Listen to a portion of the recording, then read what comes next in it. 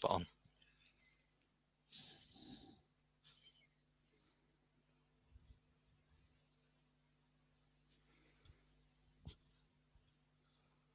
Hey, Rush Nation. Welcome to the 5 Yard IDP pod with me, Nath Davis.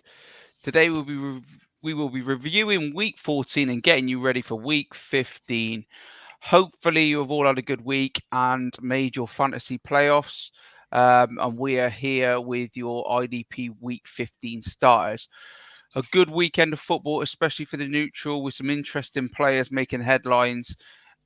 If you don't already, please tune into our flagship show, our dynasty show, college and DFS shows, as they will help you now and in the future bring in those ships. How are you, Mr. Veal? Good week?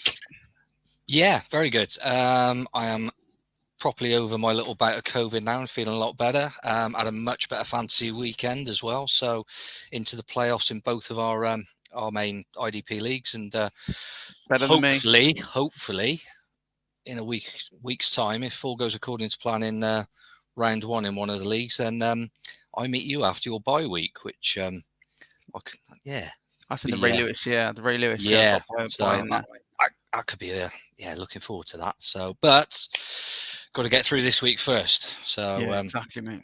Yeah, one week at a time. Okie dokie. Right. So I've got to do the bits that I've got to do, and that is about our sponsors. This pod and others we do are supported by Manscaped. And as I said, they are our sponsors. As you all know, Manscaped are the market leader in men's below the waist grooming. They've just released the Lawnmower 4.0, which is a fantastic bit of kit. One of the best things about it is the skin safe technology, so you get no nicks on your bits. And you can receive 20% off with the code 5yard at manscaped.com. And it is really a game changer in that area, and you're missing out if you don't have one. As I said, you can get 20% off with the code 5yard at manscaped.com. There's also free worldwide shipping, so sort yourself out and get involved. Okie dokie. So, just to let you all know before we carry on too much further, this is being recorded on Wednesday, and as you will all know, the picture is changing by the minute regarding injuries, COVID. I mean, so anything that we miss, don't shoot us. We're trying to keep up with it, but honestly, it's not easy. The phones, they're like, it's just flashing up all the time at this moment in time. The poor old Browns. I don't think they got anybody left. But anyway, check on that game. Yeah, exactly. Right. Anyway, let's go. So, Bren, let's kick it off with yourself and the Thursday night game, which is the Chiefs at the Chargers. Yeah, absolutely. So another big primetime game. They seem to be coming thick and fast at the moment. So big Thursday night matchup in the AFC West. Both teams coming off the back of week 14 wins, keeping everything nice and tight at the top of the division. Chiefs off the back of a comfortable 48-9 win over the Raiders, who pretty much gave up after the first turnover. Top performers for the Chiefs the previous week. A couple of players we probably almost certainly haven't mentioned before. Corner Mike Hughes. Don't think he's been on the radar much. Had a standout game of the season with 28 points, a couple of forced fumbles, and that IDP touchdown as well. DL Alex Okafor, 16 points. And then one of the usual suspects, the old honey badger, Tyrell Matthew, had a sort of decent day at the office as well, 19.5 points, including a pick and a forced fumble recovery. Chargers, as I say, had a win as well. Bit of a tougher one, sort of. 37-21 over the Giants on Sunday. Their top performers, again, a couple of players who I don't think have cropped up too much in previous weeks. We've got corner Mike Davis, 20.5 points. Mainly off the back of passes defended, to be fair. And then also in the DL, Justin Jones went for 20 points, including a sack and a fumble recovery. Elsewhere, again, top performers in the linebacker core, the usual suspects, Joey Bosa, Xavier White, picked up 13.5, 12.5 points respectively.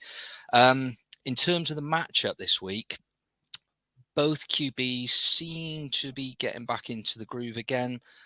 So I'd expect plenty of sort of passing plays from both offenses. But bear in mind, both Herbert and Mahomes are into double figures for picks this season, so you could potentially look at a couple of the DBs in this game. I've highlighted Mike Hughes for Kansas, who's on waivers. But at cornerback, sort of L'Jarius Sneed is back, so this is the week. I mean, as I say, he's back this week. He's got to be the pick at corner, to be honest, with his sort of tackle numbers. Safety-wise, Derwin James, who's due back for the Chargers this week. He's over sort of 100 tackles on the season. Also, sticking with the Chargers, I'm going to sort of highlight their linebackers. I know Nick Bolton for the Chiefs does get a lot of praise. But he's got sort of 88 tackles and no sacks on the season. However, for the Chargers, you've got the likes of Xavier White, who's up to 106 on the season, and then you've got Joey Bosa with 8.5 sacks. So, with Bosa, you're banking on, and we've done this before with sort of linebacker cores. Bosa, you're banking on the big sack plays because his tackle numbers actually, by comparison, are pretty poor. So. I think in a tough divisional clash like this, I'd be leaning towards White, as being the preference, really. If you're looking for any outside picks on the waivers this matchup, I might just lean towards DL Linval Joseph. He's back off COVID protocol this week. He's a top tackle in DL for the Chargers at the moment with 46 off 10 games, which is also better than any of the stats on the Chiefs DL, to be honest. So, Joseph might have a busy matchup. There is a possibility the Chiefs will look to keep the ball on the ground a bit to really test this Chargers run defense, which frankly is still ranked 31st in the league. So there is a good chance that the front line for the Chargers could be busy. In the game as a whole, I'm going to go for the Chargers this week. I think Herbert is looking good again. He got some good pass protection on Sunday, albeit against the Giants, okay. But if they can repeat that, I think he could cause his Chiefs sort of pass defense some issues. They're still ranked sort of 26th in the league, against the pass. So also, if it does turn into a bit of a shootout, the Chargers still have a pass defense that's ranking in the top 4. So Herbert's looking good. I mean, some of those bombs he's pulled out in the last couple of weeks in sort of, in important sort of situations. It could go either way, but I've just got a feeling that the Chargers might take this one. Could make things interesting, but I don't know what your thoughts are on it. Yeah, my thoughts are very much like when you mentioned about obviously difference between obviously Bosa, people like and Xavier White and all them lot. It's just the difference between obviously Bosa plays off the edge, and obviously his sack numbers, his tackle numbers will never be anything like those of the middle linebackers. But going on to and you mentioned Nick Bolton. I think Nick Bolton's pretty much lost his job. Well, I'm not saying lost his job. He's split in the reps seem to really split now. It's virtually straight down the middle with him and Willie Gay. If anything, Willie Gay seems to be leading it. For the game, I don't know. I see. I've got the Chiefs winning it, and mainly because I just think the Chiefs D is really on fire at this moment in time. Chris Jones, Marvin Ingram are getting their pressures. I know it would be a different kind of game, this one. A lot does seem to hinge for me on the fitness and the health of Eckler, because if the Chargers can't properly run the ball, I don't know what the status is currently of Keenan Allen as well. Not sure on that. Not sure whether he's in or whether he's out. It's a funny one with him. But again, if those two are not 100%, you've got for me, I've got a side Chiefs, especially with the D starting to fire. Because it was poor at the start of the year, and now it looks all right. So yeah, that'll be my call. But yeah, it's a tough one to call, mind. Mm-hmm. So right, where am I? Off to? Saturday games we got, haven't we? We've got Saturday games. What is going on? What is going on? Tell us Christmas. Yep. Right. Okay. So I got the Pats at the Colts. So start with the Pats. They're coming off a week 14 bye week. So I'll go into what the Pats did in week 13. In terrible conditions, they beat the Bills in probably what I would say would be their most important game of the season yet. It wasn't a pretty game. Watching it back, it was a Bill Belichick masterclass of doing what you need to do to get the job done and get the hell out of there. But defensively, Matt Judon got himself another sack. He'd taken his total up to 12.5 on the season. Adrian Phillips scored well, but unfortunately, he's picked up a bit of a knee injury. So he's questionable at this moment in time for this week. My man, Carl Duggar, he missed the game due to COVID, but he's available at this moment in time this week, unless he gets it again. Unbelievable. But it wasn't a big week of IDP scoring for the Pats, who just, like I said before, they just got the job done and they got out with a win. There wasn't much score offensively. Defensively, it was very much I think they passed it something stupid like 3 times or so. I can't remember what the actual stats were on the pass on the offense side of things, but it was due to the weather more than anything. But this is a better IDP matchup for them. And I expect an uptick on points, especially at the linebacker position, as the difference between the Bills and the Colts. The Bills, they're not running the ball. And if they are, they're not running it very well. But this would be different because this would be a heavy dose of Jonathan Taylor. So expect that middle of the field to be absolutely flat out. Flipping it over to the Colts, they're also coming off a week 14 bye. So again, I'll talk about their week 13 performance, which was a shutout win against the Texans. Mohammed top score with a couple of sacks, and the unknown Kiboko Tyrell also got 2 up front. So yeah, 2 real, not the biggest names, doing all right there. Kenny Moore had a great game with an interception and a forced fumble, and continues to score well on the season.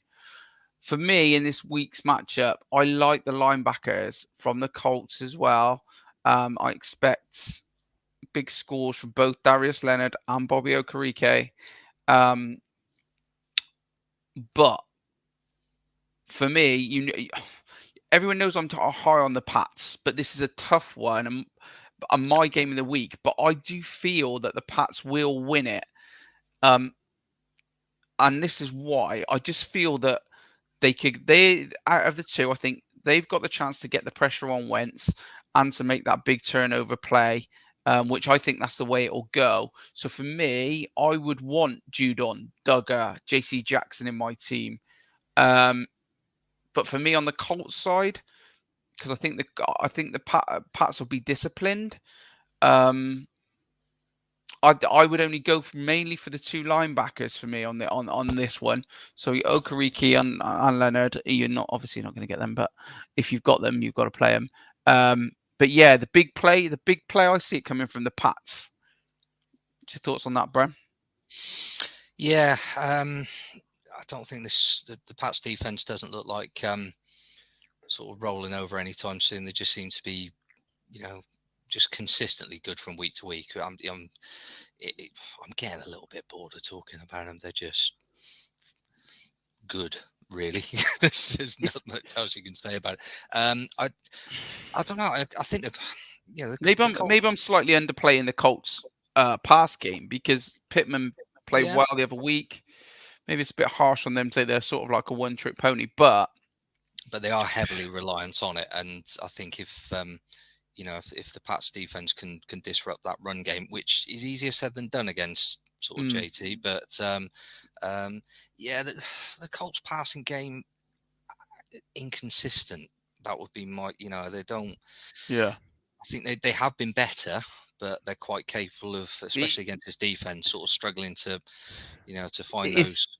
It is a tough one to call because offensively, the Pats they'll run the hell out of the ball as well, but then you've got like the 2 tight end sets. You've got I don't know. I just feel for me that maybe the Pats are just edge it. Maybe I think if it goes true to form, which is easier said than done this season, but I'd go with the Pats. I think they're looking to sort of cruise into the postseason now. But this game won't be it won't be a cruise. It won't be a walk in the park. But yeah, I think they've got enough tools to get the job done. Okay. So, what are you doing? You got Vegas at Cleveland, but you're skipping that one. Yeah, well, I'll explain. Yeah, I am skipping over it. I will explain very briefly why. Nathan's already touched on the fact that I mean, this game. All joking aside, we talked about it before we came on air.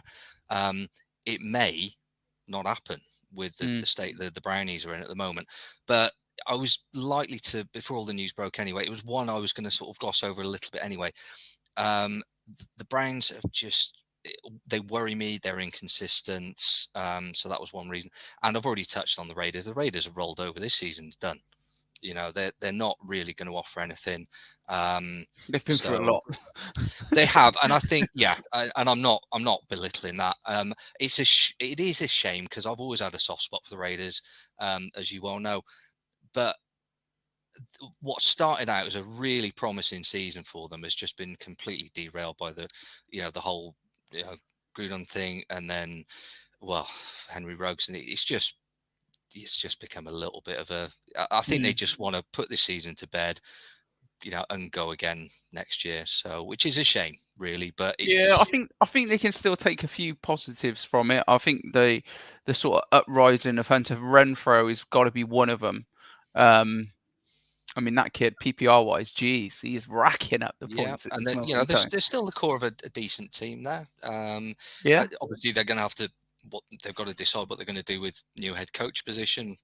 You've still got the likes of Darren Waller in the team. So, it'd be interesting to see what moves they make in the off season. But for me, as an IDP game, there were just too many unknowns there to really make any.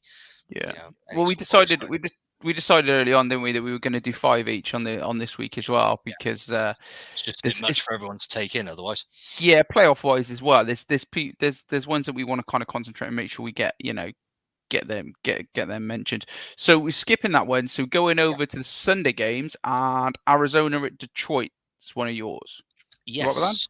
Yeah, that's fine, mate. So Cards at Lions. Both teams come into Sunday's game off respective losses. Lions got rolled over. They're back to form. Got rolled over by Denver 38-10. The Cards, which I didn't expect or predict, lost the big Monday night clash to the Rams. So top week 14 performers for the teams. Detroit at linebacker, Josh Woods, had a very good game, 27 points, all tackles. And DL, Aleem McNeil, 14.5 points, including a sack. That was kind of it, really. I love the Lions are just playing players that nobody's heard of a lot of the time. It's like, you're like, well, in the first, I mean, what we've done, two and a bit games, and we're mentioning an awful. This is just indicative of where the rosters are at the moment. I'm sitting there, these are my own notes. I'm going, is that the right name? Is that actually the person I'm meaning to talk about? Go on. Just to quickly digress, because it was like so running backs, because obviously Swift was out, Williams was out. So straight away there was I can't remember what his name is. There's a couple of running backs that we'd seen this year that people all went and snapped up, boom, waiver wire going crazy. And then some guy, what's his name, Reynolds or whatever his name is, just started to Craig Reynolds. That was it, Craig Reynolds. I was like, just bang, snap after snap, and people going, what? He's trending up now. Neil Reynolds' younger brother. Right. So nothing apart from Josh Woods. Safety Will Harris for Detroit scored reasonably well, 13 points. Over to the Cards. Jordan Phillips had a reasonable game, 16.5 points, including a sack. Elsewhere in the DL, Zach Allen scored the same and a sack.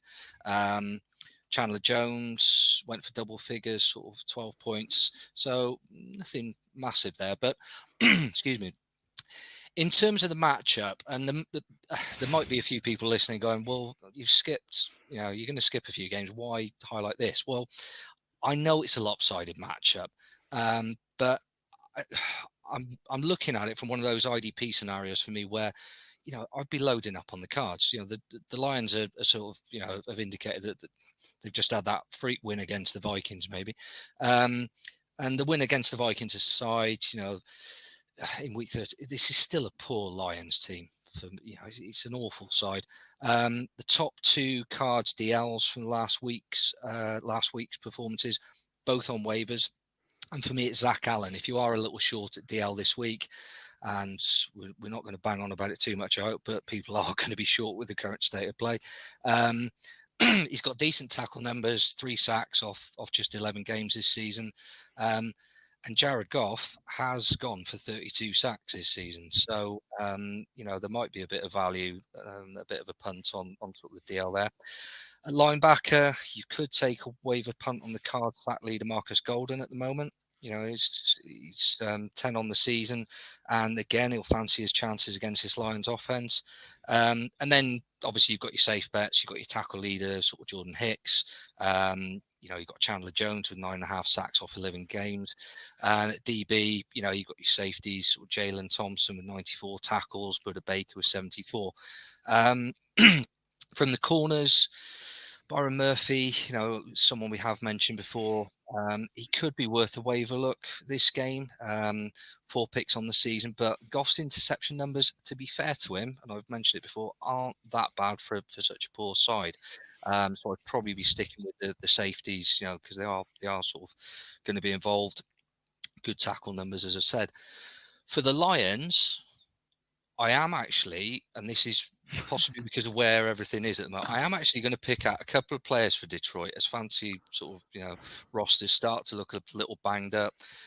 COVID protocols seem to be, very much on the increase.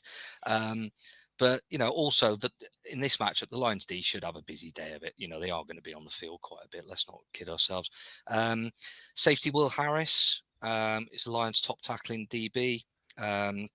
Tracy Walker is out, still under COVID protocol. So Harris, comes into this game as a tackle leader. But I would keep an eye on Walker close to the weekend. There seems to be a little bit of confusion from what I've read about when he's eligible to return. And if he's cleared, then he would be the first choice. But Lions players, they will be available. Also at linebacker, Lions top tackler, Alex Anzalone, he's currently listed sort of day to day with an ankle knock. Word is he will play on Sunday. He's had a good season, to be fair, in a crap team, let's be honest. But he's been good double figures.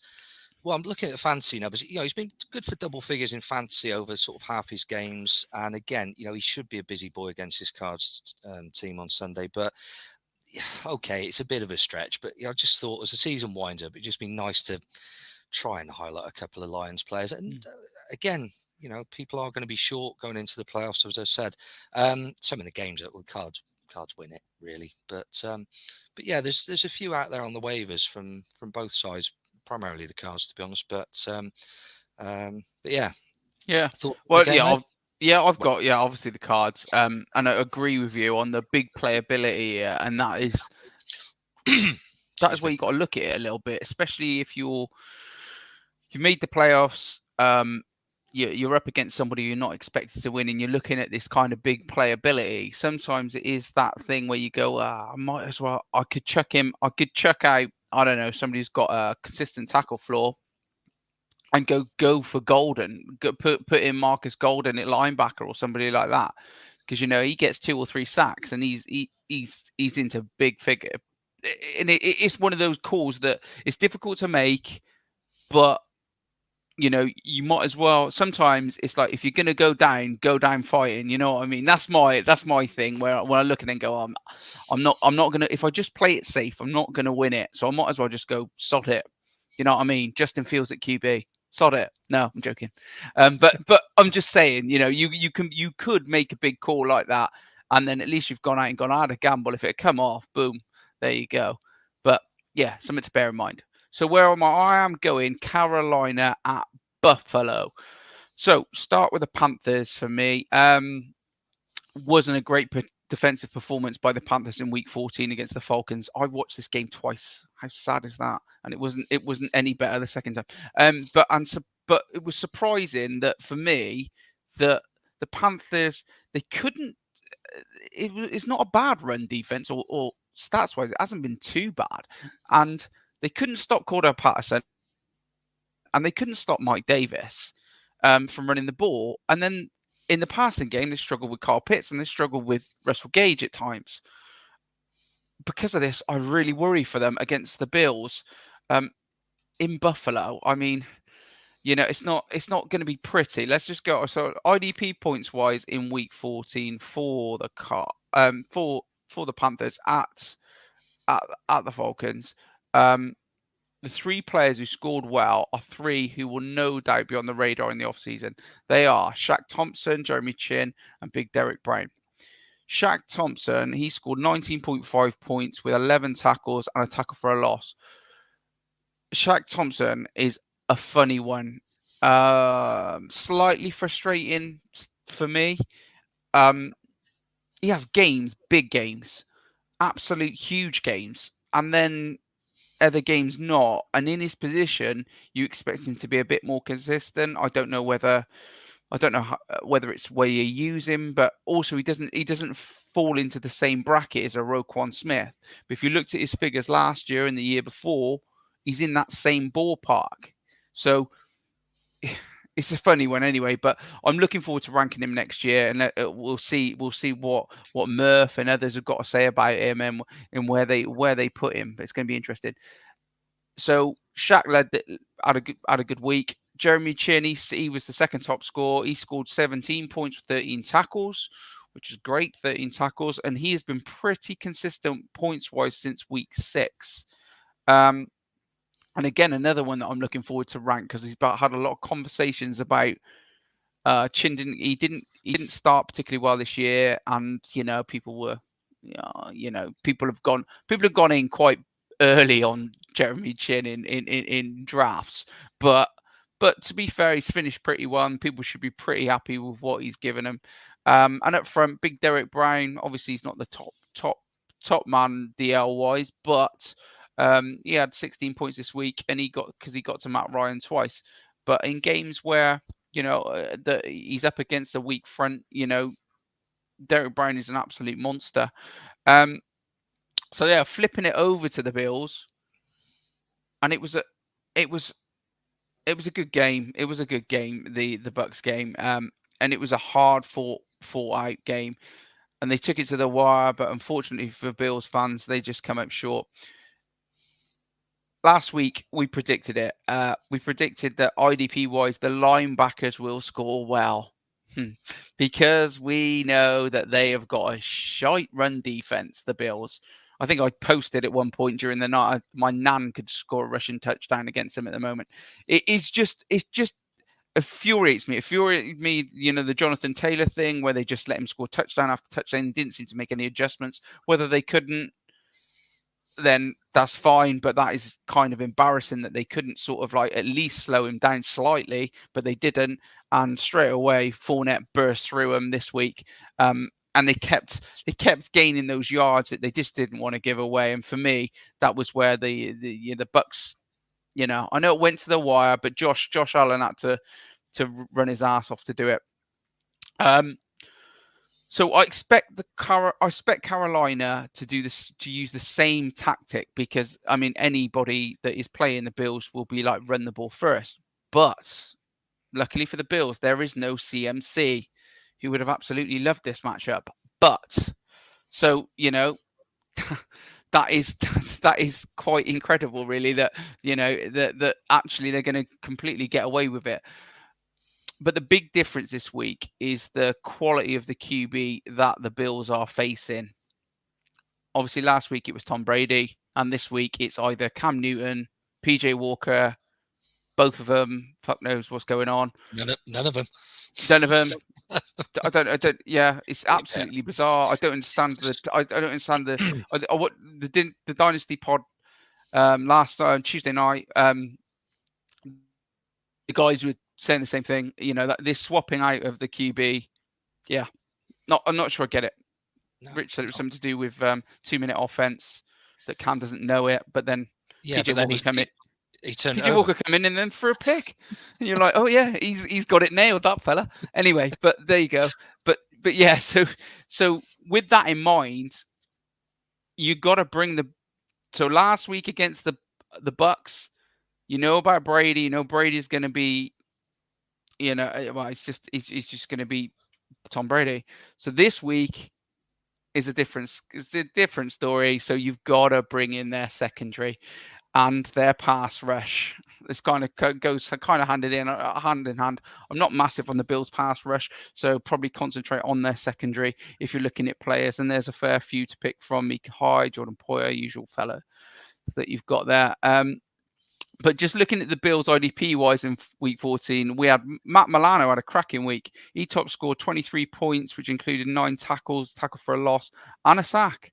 And the other linebacker came second. That was Tremaine Edmonds. He had 12 tackles and pass defending, and he got 18 points. Third was Jordan Poyer, who mentioned. He put in 10 tackles, quality, and he contributed 16.5 points. I like the Bills D in this one, and it's a nailed-on victory for them against a confused and banged-up Packers team. So I've just seen that Sam Darnold might actually be playing. Oh, fuck knows, I don't know. Yeah, whatever. But does that make a difference? Probably not. I don't know. But there we go. But yeah, Bills all day, and I do see some IDP defense, some big defensive points potentially from the Bills. There we go. Yeah. I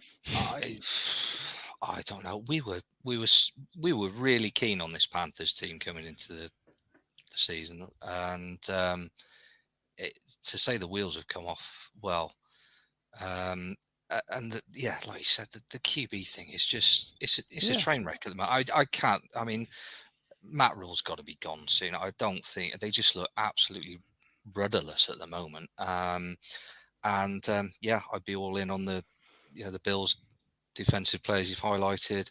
The Bills have got to win it, really, because there is I think it is one of the more nailed on wins this week because the Panthers are just so poor at the moment. What are they, sort of 7-6 at the moment? So I think so. Yeah. Yeah. So it's no, they're worse than that, aren't they? 6 and 7, so it's 6 and 8.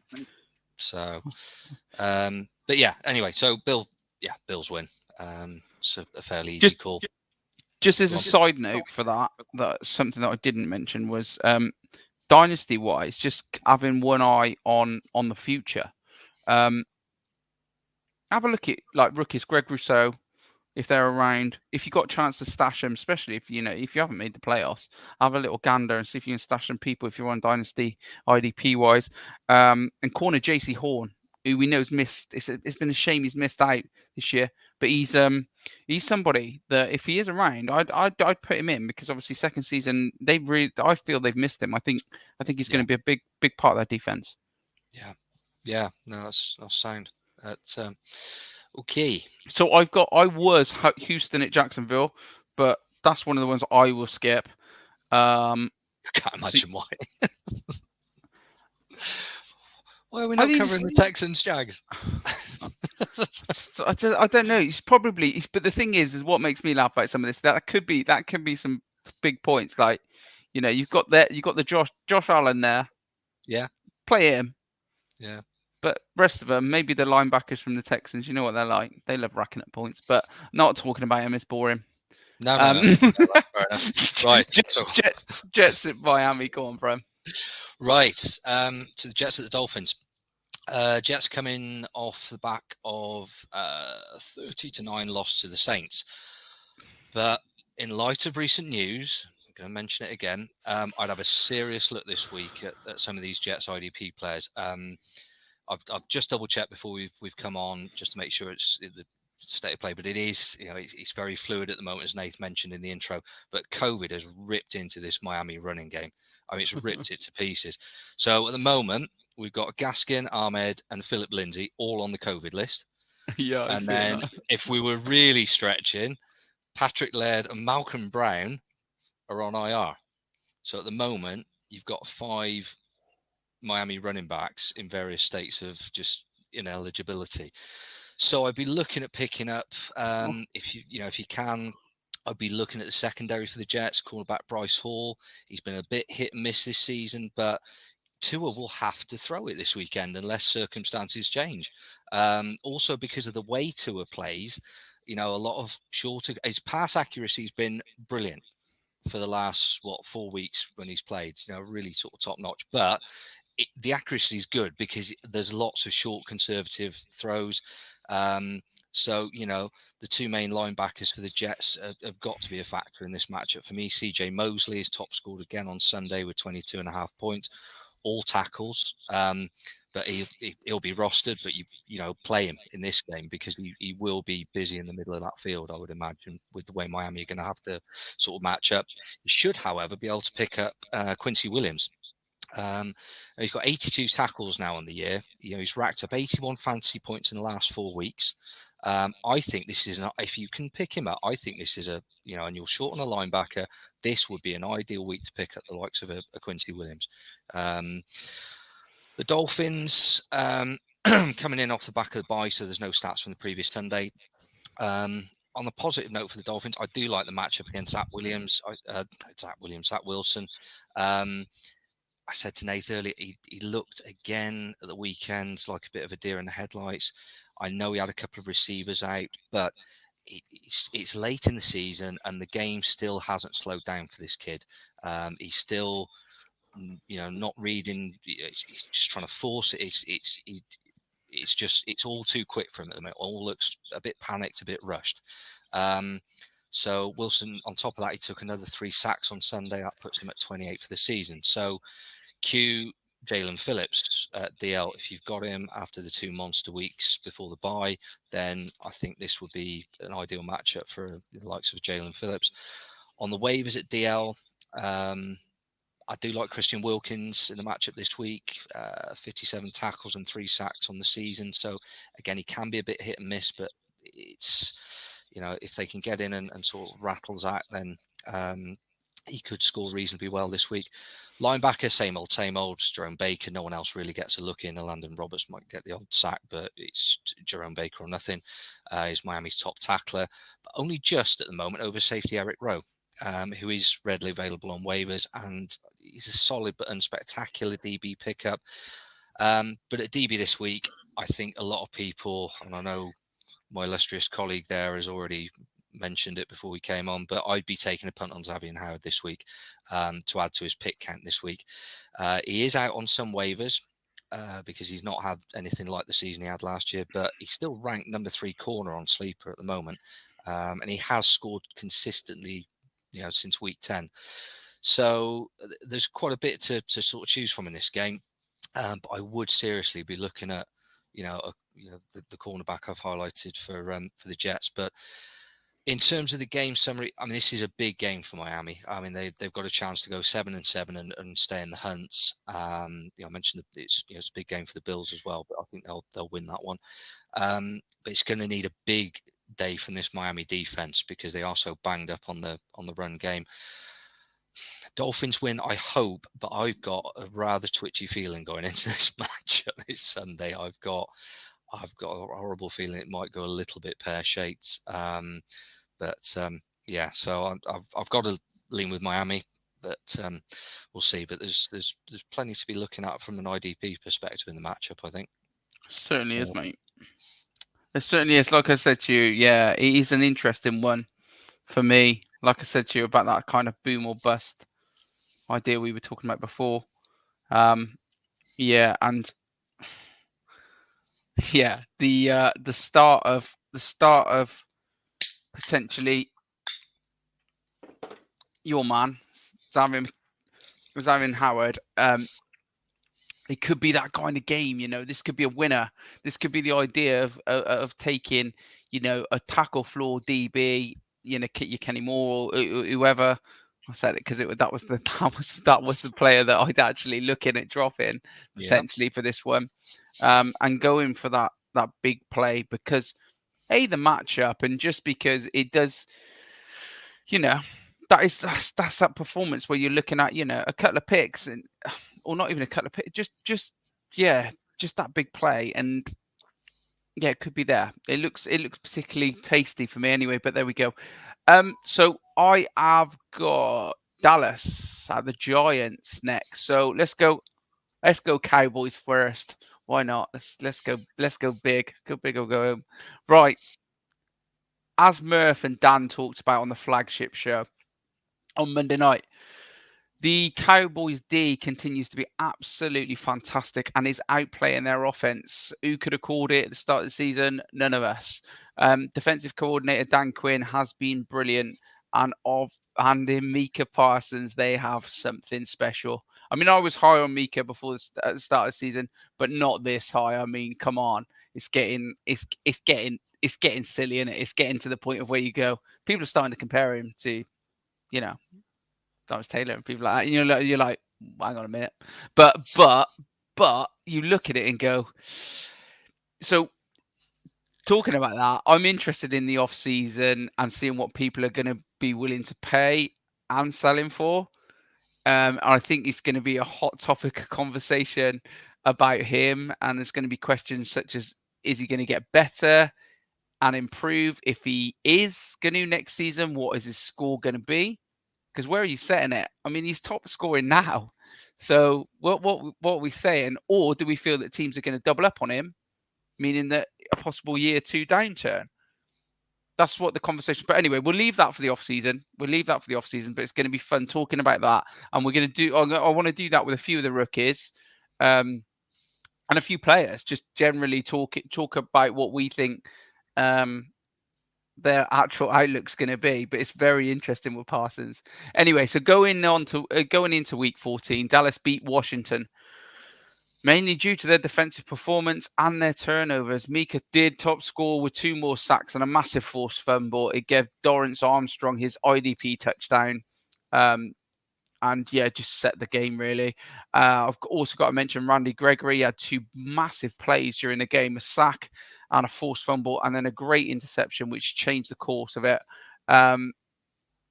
Partly, all of this, I think, it just helps that DeMarcus Lawrence is back.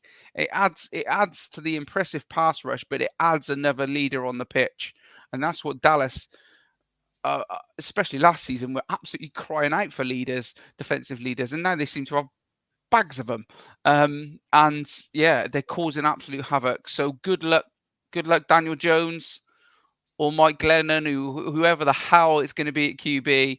But God, you're going to need it, I think. So because if it comes again, that Dallas pass rush, it's not like it did last week. Like poor old Taylor Heineke, but yeah, I think it's going to be big. But anyway, going over to the Giants. They lost the Chargers in week 14. Defensively, they were pretty poor. The only decent performance was really coming from the young pass rusher Dexter Lawrence. He got to Herbert 3 times. He got himself a sack, and he got himself some decent tackle numbers. Rookie Aziz Ojulari got himself a sack as well. So he's worth a mention. But that was pretty much it from the Giants. It just didn't really click for them, and they got ripped apart in stages of the game. But Washington's top IDPs scored really well against Dallas' offense. And this is the weird thing with Dallas at the moment. Offensively, they're a bit risky. They can't quite get it together. They don't quite click. So there's hope for the Giants in this one. So with that in mind, I probably wouldn't swerve any of the IDPs in this matchup. Any of the IDP starters, because, you can kind of make a case for them all. Secondary at the Giants, secondary at Dallas, pass rush from both teams kind of in play. Linebackers, yeah. But yeah, so for me, yeah, I've got Dallas as a win, but I've got high scoring IDP points on this game. This is the one. My prediction actually is for Parsons and Co to get over 4 sacks in the game. But yeah, looking forward to watching it. Can't wait. Not my top matchup game of the week, but my top, my top sort of IDP one, definitely. Yeah, no, it's a valid point actually. I mean, I think I mentioned it last week when we were talking about the Cowboys off the back of an interview that Zeke had given about this running game not clicking, him feeling that he needed to do more. Same for Pollard, and I think that we saw that again at the weekend. Like you said, they are not solely, by any stretch. They're not solely reliant on that defense. They've still got Dak, they've still got weapons, but they've got to sort this ground game out for me. Yeah. They've got to get I mean, something. Is Corey Clement now? Corey Clement seems to be a backup running back because is Pollard out or is Pollard? I don't know. I didn't. He didn't. I don't think he really featured at all at the weekend, did he? So I don't think he was fit, Pollard. So I think Pollard was out. So I think it was Corey Clement as the backup. But he's done all right. Yeah, but if they can get Pollard back fit and get back to that, they had a few weeks earlier in the season where they were using Zeke and Pollard, and that 1-2 sort of punch combo was working really, really well. They were really causing teams a lot of problems. I still think they've got too much for the Giants. I mean, I heard on one of the pods this morning that judges said that Daniel Jones is going to go and see some other neck specialist. Apparently, I think you can read into that he's probably done for the season. If they're not happy with the way this neck injury is at the moment and 4 wins on the season, they're probably just going to roll over and rest him now until the off season. Why take the risk? That's assuming they're going to go with Daniel Jones again next season. Who knows? Cowboys win the game. But yeah, I think it could be. IDP wise, it's interesting. Because you're just about to skip the Washington Philly game, aren't you? Yes. Yeah. Okay. So with that in mind, just touching on some of the Washington players, because that's cool, but like Landon Collins was fourth top scorer last week. Cole Holcomb was 12th overall. And then we had Jonathan Allen at 30th. So I mean, you had 3 seriously top scorers over 20 points in that Washington defense, and that's interesting for what the Giants have got to take from it, because they've got something there. The Giants, they're not a poor defense. As a unit, as a whole, okay, they're missing some people at linebackers. Obviously, Martinez is out, but secondary's good. Up front's not bad, and you look at it and go, yeah, there's some points to be had here for them. Yeah, the Giants' D has definitely looked better, I would say, within the last sort of 4 to 6 weeks. I noticed it, obviously, watching the game against Miami, and they'll make it hard work for a lot of teams. They were really poor last week. But I just think it might have been a bit of an off week, but they've got to look at it. There's some serious chance here, I think, for some points, and they're going to have to play well defensively because they won't. I think they're going to struggle scoring consistently and not turning the ball over against this Dallas D. Yeah.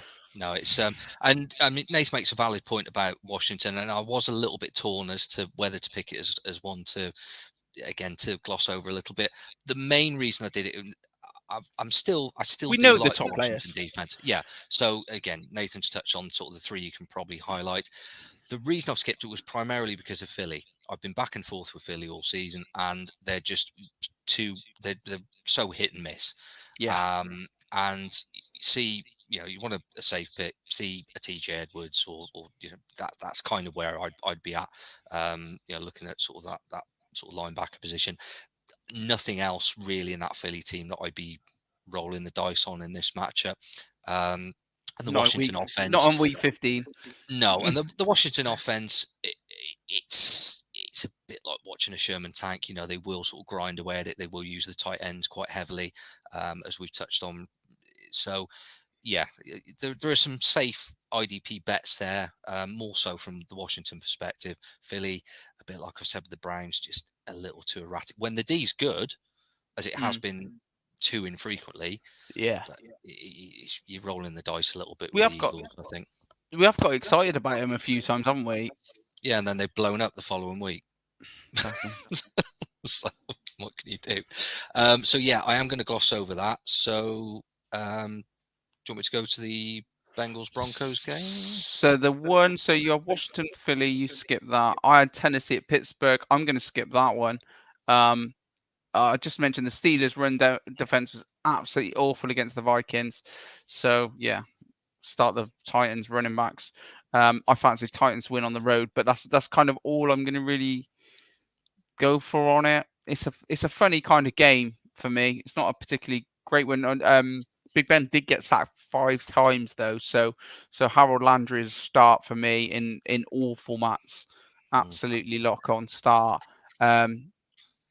Yeah, I think you're right. It's probably, maybe with the exception of the Texans Jags game, although as we said that could be fun, not very technically good, but it could be fun. This is about the only game on the list that I'm looking at going, I'm not really invested in it. I can, it's just can't get too sort of enthused about that, to be honest. So, okay, right, moving on to one I am looking forward to actually, and this is, I think for me, this is, Nate's already picked his, I think, with the IDP matchups. This is the one for me. Bengals at the Broncos. This is the one I'm highlighting as my sort of IDP game of the week. So Broncos week 14, beat up a bit on the Lions. Bengals lost in overtime to the Niners, to floss for them, 26-23. Excuse me. But so the result leaves both teams 7-6 and still very much in the mix in their respective divisions. Looking at the top week 14 performers, starting with the Bengals, DB Von Bell had one of his sort of best weekends of the season with 21.5 points. And then at DL, we had Larry Okunjobi with 19.5 points, including a sack. And at the DB position, we had Chidobe Awuzie on 18 points. Moving over to the Broncos, at DL, Tremont Jones was someone, I think I mentioned him last week. And he had just a monster week 14, 31.5 points, including 2 sacks. DB Justin Simmons had another decent game, 17.5 points, including another pick. That takes him to 5 on the season. The matchup, as I've just said, I think this is a great IDP matchup. First of all, you've got Teddy Bridgewater for the Broncos, been sacked 29 times this season. And against this sack-happy Bengals defense, they could have a bit of a day of it. So far, sack numbers for the Bengals this season, you've got Trey Hendrickson, 12.5, Sam Hubbard, 7.5. Then you've got Larry Okunjobi and BJ Hill, who's someone not really mentioned, but they both got 5.5 apiece on the season. That's the full front. That's the full front. That is it. Yeah, that is it. That's pretty much the standard front four, isn't it? They're the ones that see all the snaps. So the 2 tackles I've just mentioned are both readily available. Okunjobi, I mentioned already, but BJ Hill had 15.5 points on Sunday as well. So he's coming off the back of a decent performance. Moving back from the DL, top tackle Logan Wilson may make a return, but I think that's one of those day-to-day things. Don't be surprised if they do save him, actually, because they've got a crunch week 16 game against the Ravens. So if you do have Wilson on your roster, I would be keeping an eye on it. Then you've got the safeties for the Bengals, Von Bell, Jesse Bates, who sit second and third on the Bengals tackle chart. So again, they're both solid sort of DB starts if you've got them. Moving over to the Broncos, I think you've got to be starting Pat Surtain at DB this week, or if not, if you've got him, safety Justin Simmons. I've banged on about the Broncos secondary a bit this season. Well, this is the game they've been waiting for. I mean, Surtain has 4 picks this season. Simmons has 5. Joe Burrow currently sits top of the pick chart with Trevor Lawrence. And I would probably bet vital parts of my anatomy he adds to that on Sunday against his secondary. I'm also going to recommend taking a waiver punt this week on DL Tremont Jones, who I mentioned as one of the standouts for last week, and I did mention him last week as well, coming into the week 14. Not just because of his 31.5 points on Sunday, but he's currently the Broncos sack leader as well on 5.5 for the season.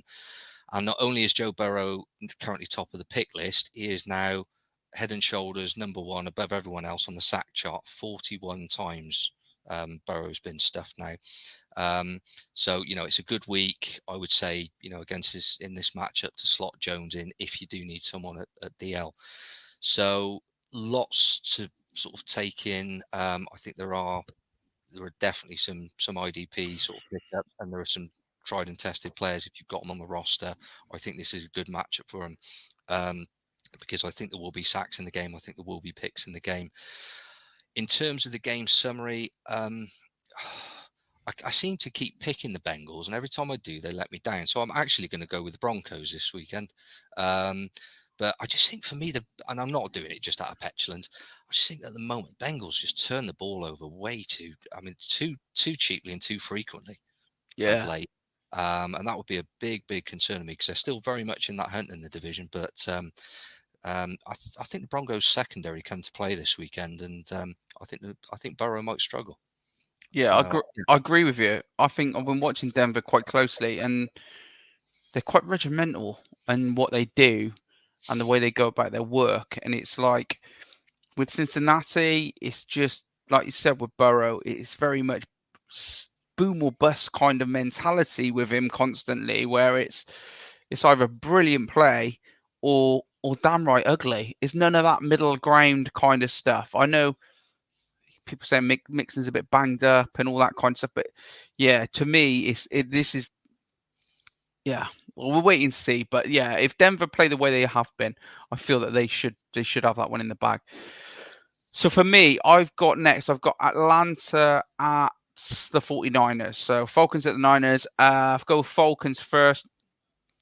As I mentioned, watched that bloody game twice. Good win against the Panthers in week 14.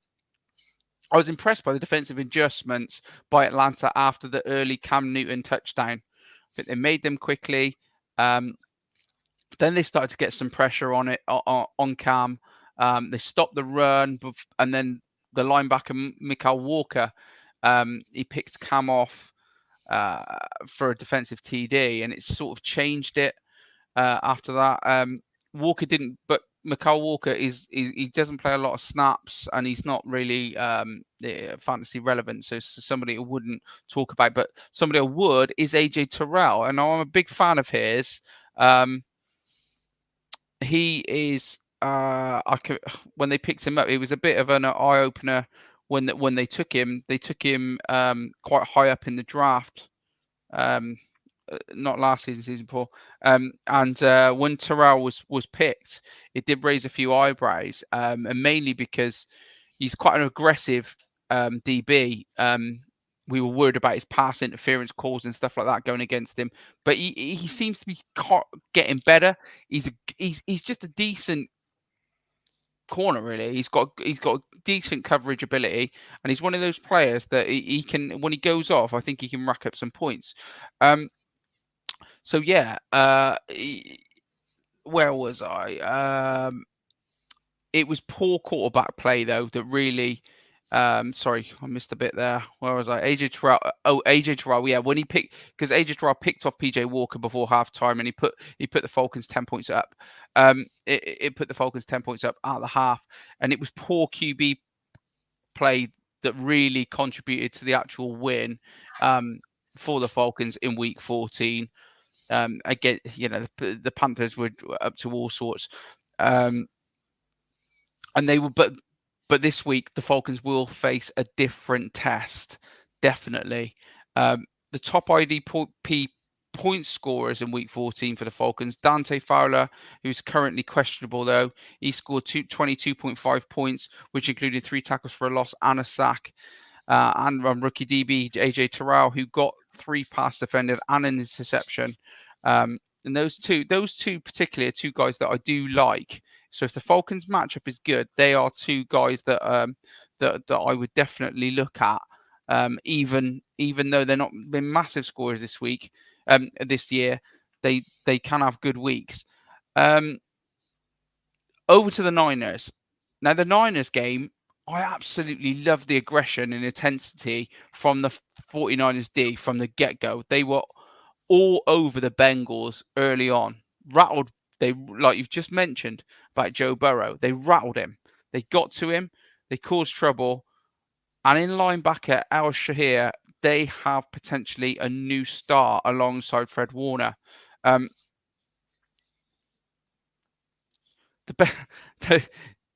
I just laughed at my notes because I just remembered.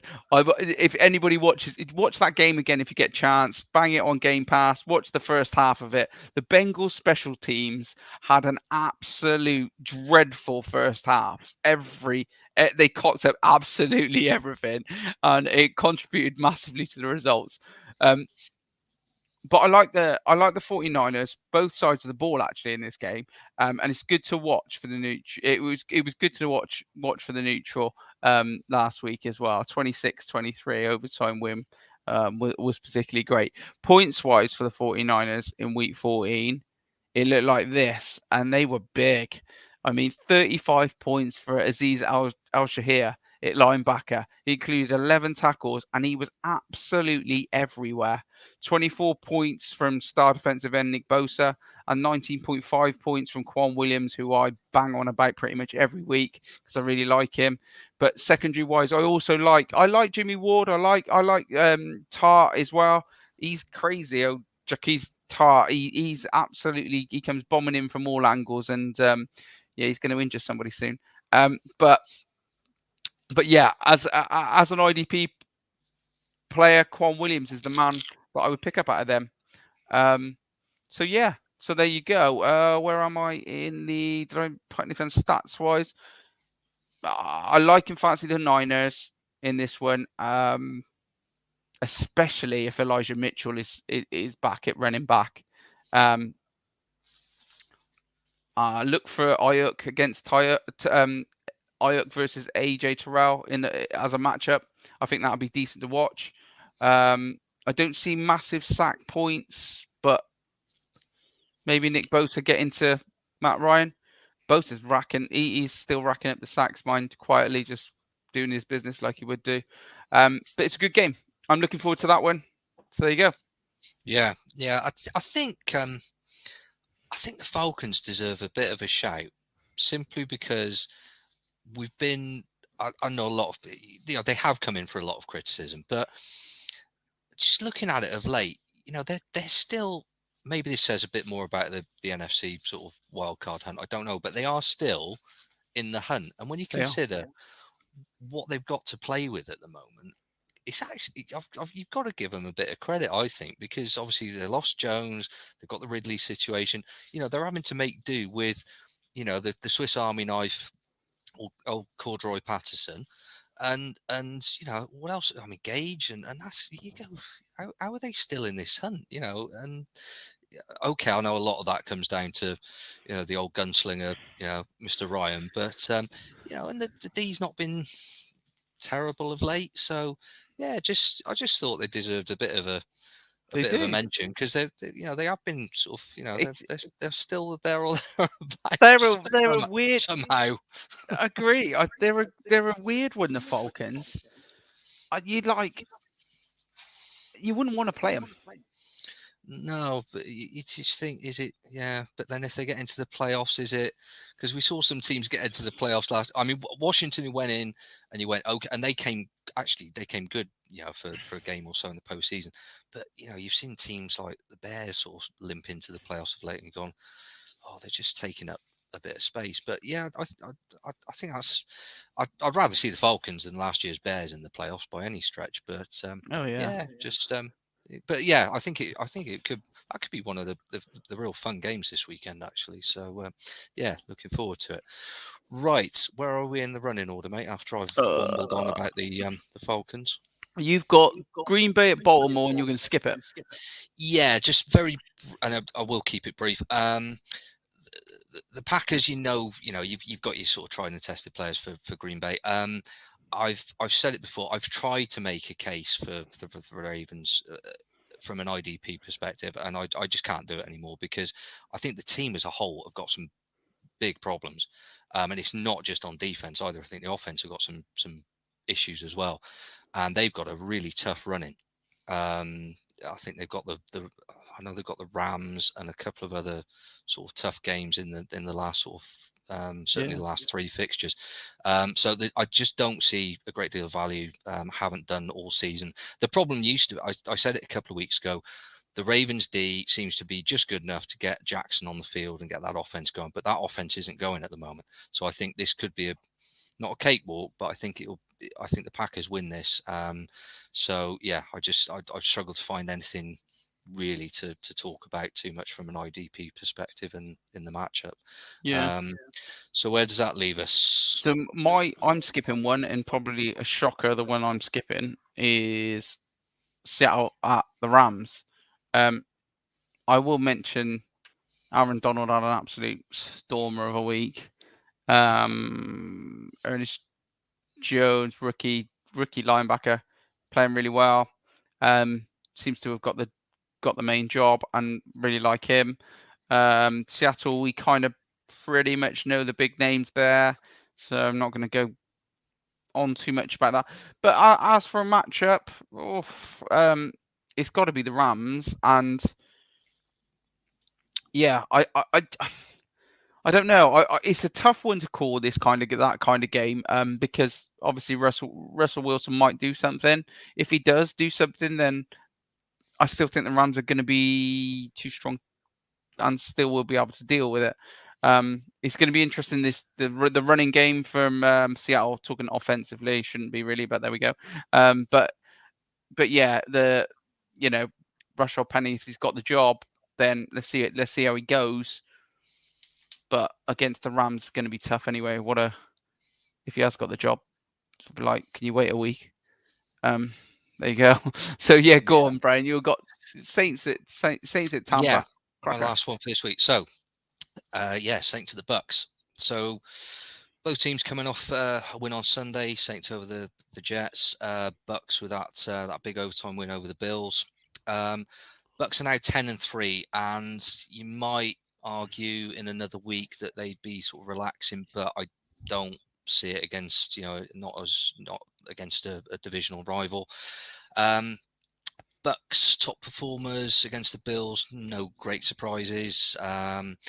It's the usual suspects. Devon White top scored 27 points, Shaq Barrett 20.5, Levante David 13, same for Antoine Winfield. Looking at the Saints, their top scorer Quan Alexander. I don't think we've mentioned a huge amount this season. 21 points, couple of sacks, so one of his better games on the season. Demario Davis, who's someone I have mentioned before, had 18 points. Carl Granderson, who I definitely haven't mentioned before, had a reasonable game as well. It can't have been that good. I've forgotten to write the numbers down. I know he was the third highest scorer for him in the season. Yeah. Game. So anyway, but the matchup could be entertaining. I expect it could be quite an attritional game, to be honest. I can see both teams sort of looking to run the ball. The Bucks, partly because of the form Lenny Fournette's in at the moment. I think the Saints will run the ball because Kamara's fit again, and their quarterback cannot throw very well to his own team. Good at running, though. He's good at running. Oh yeah, no, his points are good. His points are very good. That's why I've stuck him in as one of my flex in. I like leagues. But also, I mean, whilst I regard these as possibly two of the best run defenses in the league, I think both teams could look at their current the current defensive form of the opposition going into this. The Bucks are ranked third against the rush on the season, averaging just over 91 yards. But their last three, that has dropped quite significantly to over 130 yards on the game. Saints similarly, but not as bad. They're still ranked sixth against the run, averaging 95 on the season, but that's dropped to over 110 in the last three games as well. So if it's panning out to be sort of a tough ground heavy divisional clash, then I'd be playing safe, and I'm starting to look at the tackle numbers on the players involved. So for the Saints, that means linebacker Demario Davis, safeties Malcolm Jenkins, Marcus Williams. You're unlikely to find Davis and Jenkins on too many waivers, but I did find Marcus Williams on a couple, so he might be worth a look. I did mention him before, and we haven't mentioned him much this season. Quan Alexander is floating around on a few if you've got a hole to plug at LB. To be fair, he has racked up nearly 80 fantasy points since week 10. So his numbers have been trending, well of late. moving over to the Bucks, it's the linebackers. Unsurprisingly, Devon White, 110 tackles on the season. Levante Davis, he's a bit behind him, 86 tackles on the season, but he's played 2 fewer games, to be fair. And I think I would include, I've been on and off with him a bit this season, but I would include sack leader Shaq Barrett. He's picked up sort of 9 sacks in 13 games. And Antoine Winfield, safety, his tackle numbers are still, he's still one of the best tackling safeties in the league. So, that's assumed that it pans out. I mean, the Bucks have got the option to throw it, but I think I can see this being, like I say, a bit of a slugfest, a bit of a battle. So I'd be looking at that, that sort of the middle of the park, the linebackers. Game summary, I think the Bucks win it. I think they're just going through the gears at the moment. I get that. I think everyone gets that feeling with the Bucks at the moment. Preparation for the postseason. And as I say, if the ground game, isn't quite working, if the Saints can shut Fournette down, then, the Bucks have got far better passing options with Brady and co. So yeah, I'll take the Bucks to win the game. Yeah, same here. It's just on. But it should be a good game. I think it'll be a good game as well. I agree. I think it will be. Yeah. But I just feel Tampa just destroy them, but with just the weapons that they've got, and they just seem to all be hitting form. Mike Evans scored a cracking touchdown. Godwin's going off points wise this moment in time, and like you said, Fournette's doing the business. So it all plays into it. But you know what this season's like? Probably be the Saints win. But there we go. Anyway, right, for me, final Monday night. Oh, I've lost my page, but it doesn't matter because I know all about this one. They've stuck your lot on prime time again. Oh, that's not a good thing for us. But anyway. Okay, so I'm getting a bit of feedback again on the bloody microphone, but I'll just crack on anyway. Right, Vikings for us, big win, big defensive performance. Great for the neutral. Again, shit for my heart. It's just the defense have made some massive plays in that one. Eric Kendricks at the heart of it, 11 tackles, 2 tackles for a loss and a sack. And it was 1 of 5 sacks that Big Ben got on Thursday night. Harrison Smith, he had himself a night. He got a sack. And Anthony Barr is back and tackling well. Barr is the one that I want to highlight. And he's probably available. For me, he's a good one in this matchup. This is absolutely cracking for him because you're talking the Bears and you're talking heavy dose of running the ball. And this is where it is. So yeah, Anthony Barr, I'm expecting to be there or thereabouts as the top scorer. Obviously, you've got Kendricks in front of him, but yeah, he's in the mix. I'm not interested in the Vikings corners or the defensive line here, but as I said, have a look at Barr. Yeah, as I said, it's a big win, big performance. I think there's a huge change that's happened. Big Michael Pierce, you can't miss him. If you watch the Vikings game back, yeah, massive guy up front for us, and he is making a bit of a difference straight away. We missed him last year. He spent the whole of the season on IR after we signed him from the Ravens. Yeah, and straight away he actually got himself a sack. I think Tomlinson might have as well. Alongside, no, it wasn't Tomlinson. It was the other chap. But yeah, it's yeah, the Vikings are defensively. I heard somebody actually asked me the question earlier about playing Justin Fields this week because the matchup looked particularly good against the Vikings. A couple of weeks ago, I'd probably said, yeah. I'm not so sure now. I'm not so sure. I thought we looked quite aggressive up front and quite, I don't know, just in tune. Put it that way. Just something just felt right. As a fan, when you're watching your team, you go, we look better. We feel better. It feels better. Feels like everybody's rushing it like at the same time. the plays are ready, everybody's at the line at the right time, all that kind of stuff, where you start to get in sync, and that's what it felt like. So, well, we'll wait and see. It'll probably all go tits up this week, but there we go. Anyway, over to the Bears. It was a tough loss to the Packers in week 14, but there was positive things to take from an IDP perspective, especially. We've been saying it for the past few weeks. It's not just Roquan Smith. We should be talking about Robert Quinn. He's had himself pretty much 4 great weeks on